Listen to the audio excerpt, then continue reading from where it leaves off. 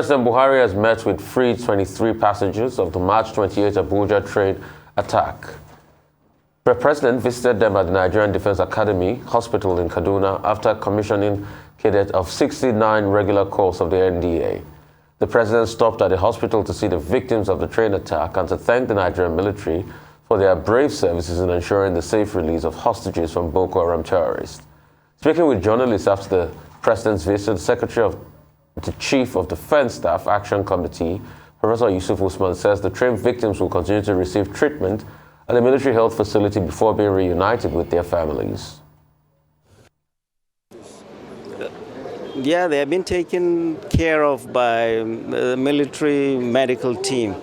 And the president is here in town today for the passing out parade of NDA, and he's come to see them and visit them and wish them well and be happy with the nation, with the way things have turned out. So that's why he's here. He's come to see them, and he's met the members of the committee that played a role in their rescue. Security is not the responsibility of the military or security agencies alone. Everybody must come in. And us sitting at home and lamenting and saying government doesn't do this, government doesn't do this, God Almighty will ask us all, what did you do? That's why we came in. This is our country. These are our people. And that's why we came in to do our part. And we'll continue to do that. The fact that these 23 people are out is not the end of our job. Our deed is not done. There are many more in the hands of these bandits and Boko Haram all across this country. Our goal is peace for this country, and that's why we came in. And I'm glad the Chief of Defense Staff found this committee useful to complement their kinetic component. And this is a result. There has to be a role for the military, and there has to be a role for the non-military. Putting them together requires leadership, and that is what we have in the Chief of Defense Staff. The Defense Headquarters says it is working on the order of release of other victims across the country, kidnapped victims, I should say. This follows the release of 23 remaining captives of the Abuja-Kaduna train attack. Speaking at the bi-weekly briefing of the Defense Headquarters, the Director of Defense Media Operations says the release of 23 victims was a non-kinetic operation which complements other kinetic theater operations of the armed forces across the country. Wanting to know the detail, I don't think should be the issue for now. The most important thing is that those people have been held captive for 6 months, about 6 months period of time. And they have the Defense Headquarters, in collaboration with other agencies, in a committee that was set up by the President and Commander-in-Chief, have been able to secure their release. Now, in the course of operations, we tell you that there is what we call both kinetic and non-kinetic operations that are being conducted. So this one was part of a non-kinetic operations that was conducted, and that's why you are able to see that those people were secured. Now, giving you details, we already know and appreciate the trauma that those people, those adoptees and their family members must have gone into. Looking for details now might equally subject them to trauma. By the time they start knowing what is the details that went about for this exercise. So for now, I think at the appropriate times, whatever details, you will be told at the appropriate time. So just have patience and wait for the details, and it will be given to you as of when due. All right, Dr. Bati, a lot to talk about this morning. Okay, we discussed this subject yesterday. So it's back again. And the reason the subject is back is because the latest development is that the president, who had gone to Kaduna yesterday, visited the Nigeria Defense Academy Hospital, where we're told that, some of the released 23 persons, were being kept and, and treated and being attended to. And he was there to visit them. So in terms of appearances, I think that the federal government has done very well so far. The Chief of Defense Staff, General Irabo, was said to have set up a 7-man committee to secure the release of the remaining, 23 persons. And yesterday we discussed how they had been released. And now, you know, the president also went to the hospital to meet the ones that were in the hospital. One of the points we made yesterday was that those persons who had been released, they will need counseling. Their family members will also need counseling. And whatever medical attention that will be necessary should be made available to them. So at the level of appearances, the government has done so well so far. But yesterday, I made a point, and I repeat the same point at the risk of repetition and for the benefit of those who may be deaf, to say that, look, having released them, and we on this channel praising government, doing well, praising the chief of defense staff, you know, we're also asking the questions. Were those people released or rescued? 2, what about the Tukomamo, publisher of Desert Herald, angle to the matter?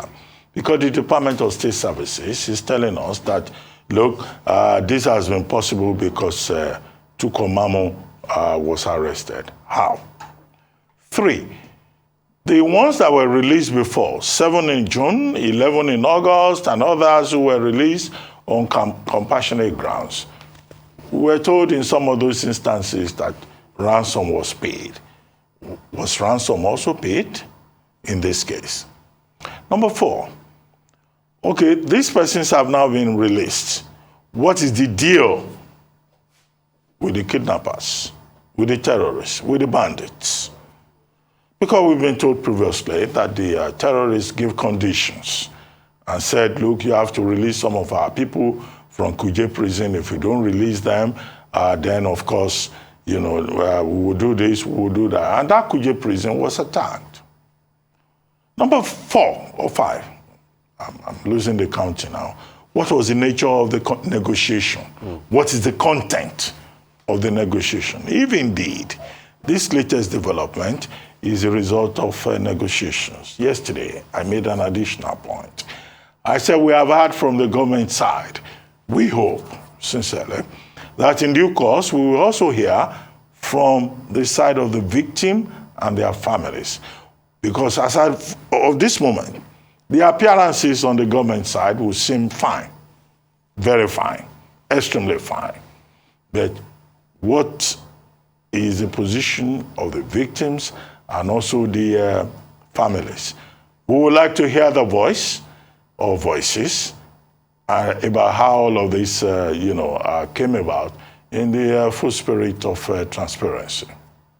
I mean, very, very well-raised questions, Dr. Mbati, and nobody can fault, those questions you've raised. Because as we start to peel through the detail, then we start to ask more questions, and more questions will emerge. I think the very first one is, what's this explanation behind this non-kinetic means that was used? Was ransom paid? Was it not paid? Was it negotiated? Was something given in return? Because you see, there's a difference between the fact that they were rescued, which the argument has always been, yes, there might be collateral damage, and negotiations. And it's a good point you brought the case of Mr. Tukomamo up. Because Mr. Tukomamo too prevailed, and Sheikh Gumi prevailed over some release at a point before this happened and he was arrested. And the Department of State is saying his complicity is involved. And when we had Madi Shehu here, he said something about security agencies. That, once they see you are making some level of success, they get jealous. Can we take Madi Shehu's word, or we just say, okay, he's just speaking? We don't really know what happened around all of this. Will even the victims be given a chance to meet the press? Will they have been briefed on what to say and how to say it? And all of a sudden, I would like to pick interest particularly in Professor Usman. Because I remember just a year ago, it was Professor Usman that was saying that everything the government was doing was shambolic. I had other ideas. So what happened all of a sudden? If I also remember, my memory serves me, it was some Professor Usman that was part of the team that went into the bush to first see the bandits in the first place with the likes of Sheikh Gumi and Tukombamu. So really, what is going on here? Are we going to know more about this in the days to come?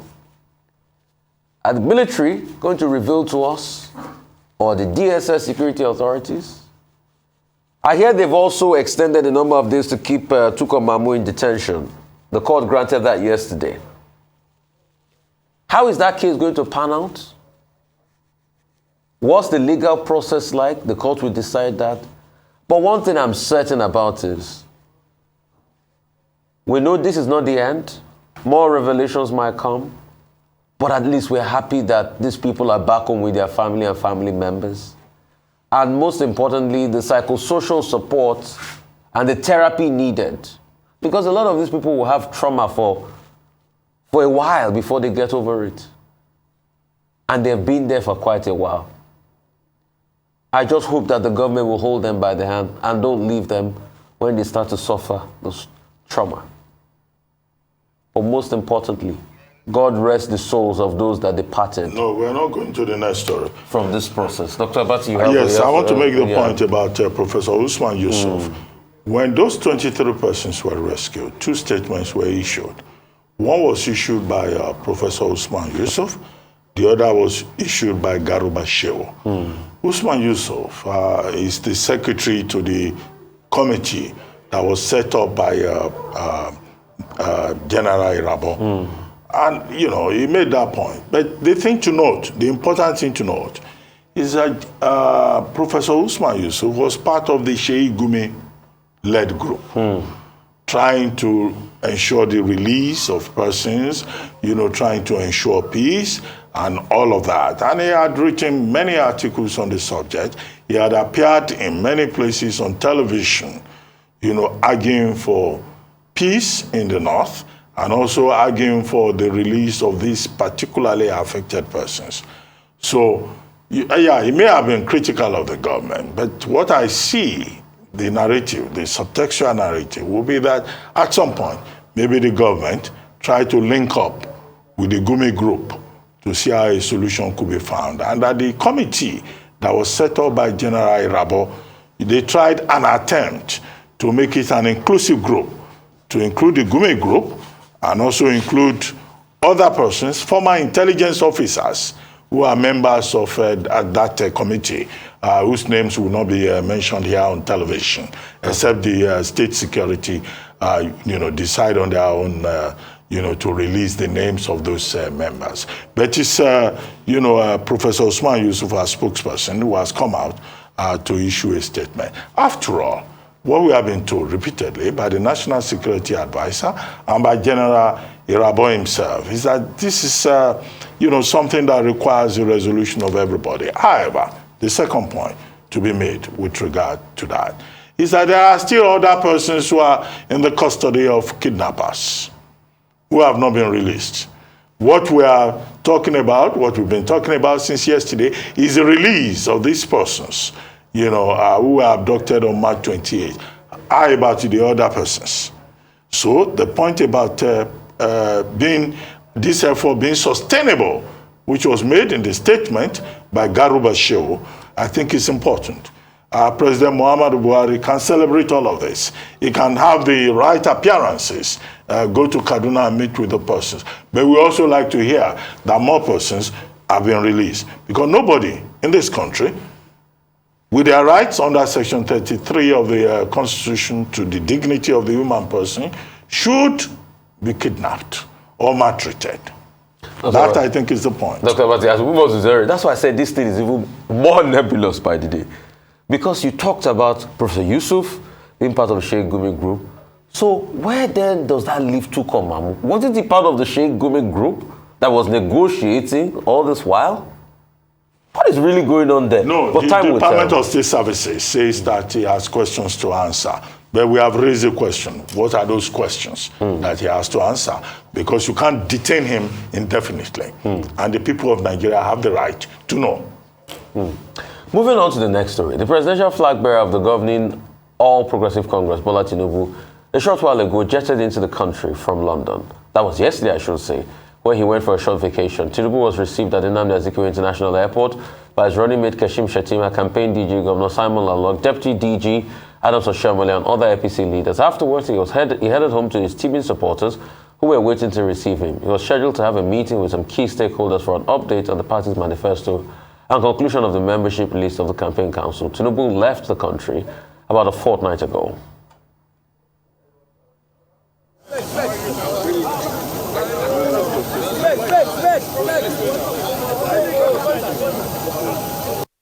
The agile, healthy city boy that you are.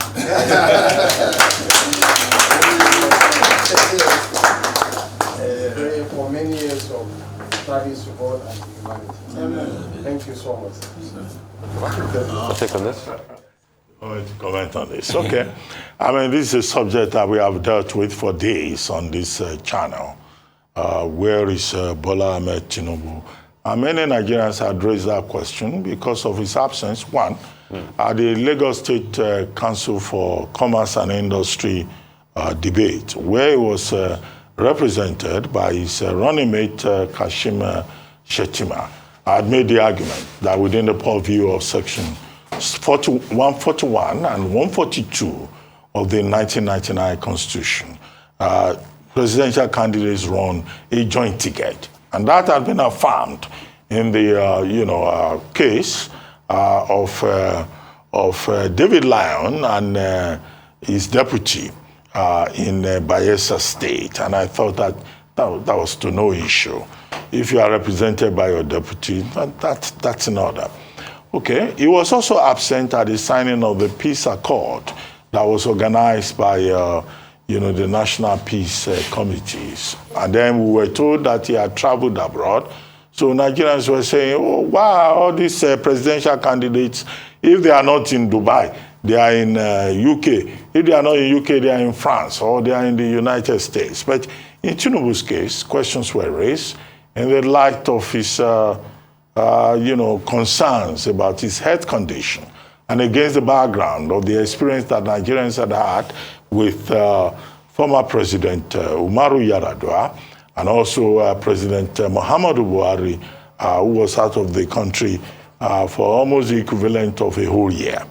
So you can say that legitimately that Nigerians have a reason to be concerned about the persons who want to be president. But as I said, the relevant conditions are spelled out under Section 131 of the Constitution, under Section 141, 142 of the Constitution, and people should inform themselves appropriately.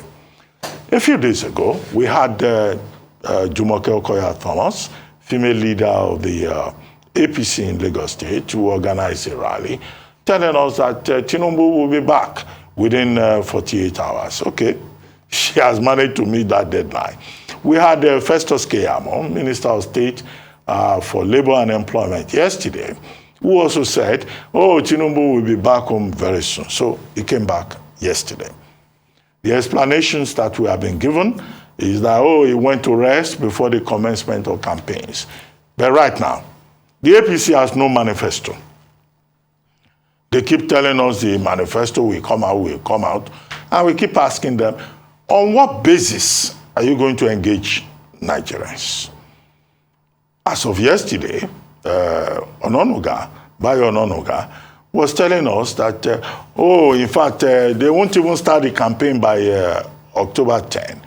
Well, Nigerians also have a right to be concerned about when the ruling party of Nigeria will start this campaign. If your candidate is not traveling, you don't have a manifesto, you don't even have a date for the start of the campaign. Okay, so again, I say, thirdly, that Nigerians have the reason to be truly concerned. And I go to the next point with Adebayo Shitu. I think he was minister, right? Communications. Of communications, yes. They made him Minister of Communications. He was a non-performing minister, of course, by the way. That's my personal opinion.